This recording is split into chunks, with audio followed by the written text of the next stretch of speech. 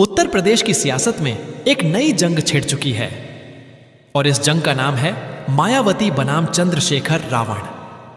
एक तरफ है मायावती, जिन्होंने दशकों तक दलित राजनीति की कमान संभाली, 4 बार यूपी की मुख्यमंत्री बनी और जिनका नाम आज भी बहुजन समाज की बड़ी ताकत माना जाता है।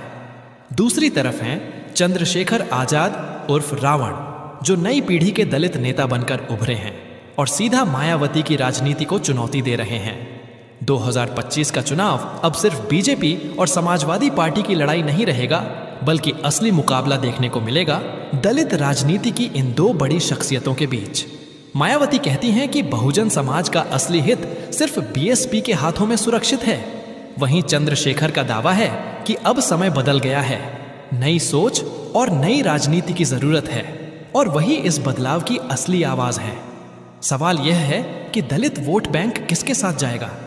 क्या पुराना भरोसा मायावती को फिर से सत्ता के करीब ले जाएगा, या फिर चंद्रशेखर रावण की युवा छवि और आक्रामक अंदाज मायावती की पकड़ को कमजोर कर देगा?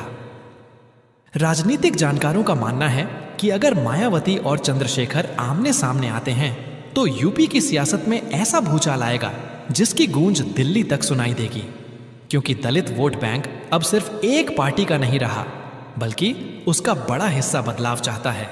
2025 की सबसे बड़ी टक्कर अब यही मानी जा रही है, क्या मायावती अपनी परंपरागत पकड़ बनाए रखेंगी या चंद्रशेखर रावण दलित राजनीति के नए सितारे बनकर उभरेंगे?